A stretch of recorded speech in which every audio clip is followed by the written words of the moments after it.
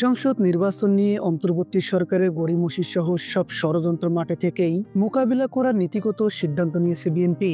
দলটি মনে করছে গণপরিষদ নির্বাচন, সেকেন্ড রিপাবলিক ও স্থানীয় সরকার নির্বাচনের দাবি তুলে জাতীয় নির্বাচনকে বিলম্বিত করার চেষ্টা চলছে। এর পেছনে সরকারের একাধিক উপদেষ্টার মদত রয়েছে। বিএনপির স্থায়ী কমিটির ভার্চুয়াল বৈঠকের সিদ্ধান্ত হয়েছে, যার নেতৃত্ব দিয়েছেন তারেক রহমান। বৈঠকে বলা হয়, সরকার বিএনপি অন্যান্য গণতান্ত্রিক দলকে রাজনৈতিক শক্তি হিসেবে গুরুত্ব দিচ্ছে না। একটি ইসলামী দল, তরুণদের জাতীয় নাগরিক পার্টি, বৈষম্য বিরোধী ছাত্রদের রাজনৈতিক শক্তি ভাবে সরকার। তারা সহজে ক্ষমতা ছাড়বে বা নির্বাচন দেবে বলে মনে হচ্ছে না। সূত্র জানায়, বৈঠকে একাধিক নেতা বলেছেন সরকার এনজিওর উপর নির্ভরশীল হয়ে পড়ছে।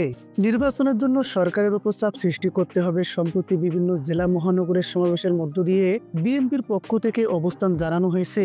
এই ধারা অব্যাহত রাখতে হবে। ঈদের পর নির্বাচনের দাবিতে কর্মসূচির ব্যাপারে নতুন সিদ্ধান্ত আসবে। বৈঠকে বলা হয়, একটি গোষ্ঠী অন্তর্বর্তী সরকারকে ব্যর্থ প্রমাণ করতে নানা ষড়যন্ত্র অব্যাহত রেখেছে।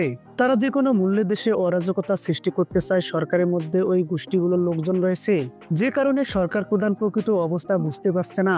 আওয়ামী ফ্যাসিবাদী গোষ্ঠীর কিছু ব্যবসায়ী ও তাদের প্রতিষ্ঠানের ষড়যন্ত্রে রয়েছে। অনেক ব্যবসায়ীর নামে জুলাই আগস্টের হত্যা মামলা থাকলেও গ্রেপ্তার করা হচ্ছে না। এমনকি সচিবালয়ে বসেও তারা সরকারের বিরুদ্ধে নানা ষড়যন্ত্র চালিয়ে যাচ্ছে। এদের প্রশ্রয় দিচ্ছে দুটি দল। এসবের পরও সরকারের উপর বিএনপির আকুণ্ঠ সমর্থন অব্যাহত থাকবে। লন্ডন থেকে ভার্চুয়ালি যুক্ত হয়ে বৈঠকে সভাপতিত্ব করেন বিএনপির ভারপ্রাপ্ত চেয়ারম্যান তারেক রহমান। এতে অংশ নেন দলের মহাসচিব মির্জা ফখরুল ইসলাম আলমগীর, স্থায়ী কমিটির সদস্য খন্দকার মোশাররফ হোসেন, গয়েশ্বর চন্দ্র রায় ও আব্দুল মঈন খান, নজরুল ইসলাম খান, আমির খসরু মাহমুদ চৌধুরী সহ অনেকেই।